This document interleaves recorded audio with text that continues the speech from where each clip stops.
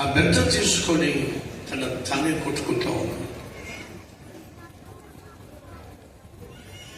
అది చూసిన పిల్లాడు వెనక్కి తిరిగి చూసినప్పుడు, తప్పు చేసింది నేను, తప్పించుకుని తిరుగుతుంది నేను, మా అమ్మ ఎందుకు తను శిక్షించుకుంటుంది? గబగబా వెనక్కి వచ్చాడు, అమ్మను గట్టిగా పట్టుకున్నాడు.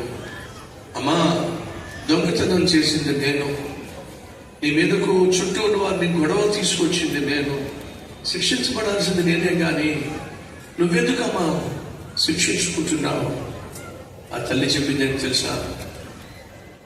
కన్నాను కాబట్టి నువ్వు శిక్షించబడాలి, ఆ శిక్షను తప్పించుకున్నావు, ఆ శిక్ష భరించాల్సిందేగా, కాబట్టి నన్ను నేనే కొట్టుకుంటున్నాను.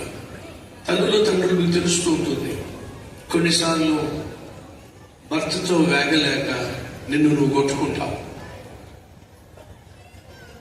కొన్నిసార్లు భర్త భార్యని ఏగలేక తనతో కొట్టుకుంటాడు,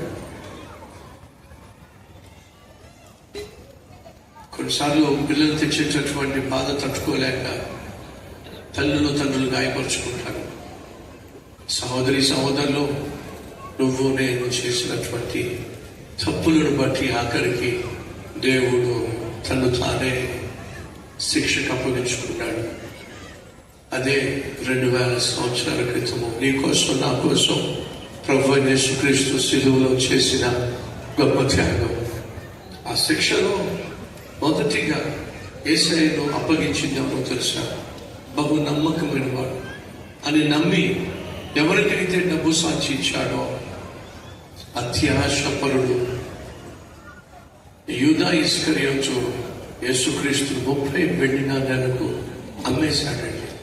జాగ్రత్తగా పరిశీలన చేస్తే యేసుక్రీస్తును చంపేసింది ఆ నలుగురిలో మొదటి వాడు ఎవడంటే యేసుక్రీస్తుకు బహు దగ్గరి వాడు.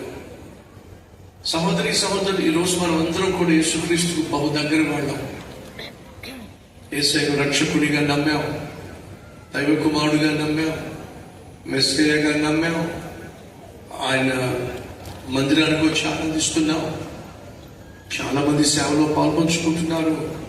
జాగ్రత్త, నువ్వు చేసిన తప్పు మళ్ళీ చేస్తున్నావంటే, విడిచిపెట్టిన పాపాన్ని మళ్ళీ స్టార్ట్ చేశావంటే, కుక్కతన వాంఛకి తిరిగినట్టుగా నువ్వు మళ్ళా నీ పాపిష్టి అలవాట్ల వైపుకు తిరుగుతున్నావంటే నువ్వేం చేస్తున్నావు తెలుసా? చంపేస్తున్నావు. ఎవరిని చంపేస్తున్నావు? యేసుక్రీస్తును చంపేస్తున్నావు.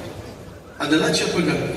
ఎబ్రీయులకు రాసిన పత్రిక 6వ అధ్యాయము అక్కడ మనం చూస్తాం, రక్షించబడిన సహోదరులు మనం మళ్ళీ తప్పు చేస్తే, మళ్ళీ పాపం చేస్తే నువ్వేం చేస్తున్నావో తెలుసా?